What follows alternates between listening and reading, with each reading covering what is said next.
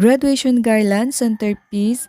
Hello guys, malapit na ang graduation kaya simulan na natin gumawa ng mga pang-graduation tulad ng mga ganito, garland centerpiece, ready na lagyan ng mga petals.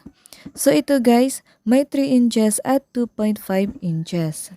Itong mga layout nakuha ko sa mga page na nagbibigay ng free pero need natin i-follow ang kanilang page in exchange sa free template. Pwede din tayo gumawa sa Canva guys. Sa next video na lang ituturo ko. So nagprint ako sa photo paper QAF 200 GSM. Mas maganda guys pag more than 200 GSM ang photo paper para medyo makapal.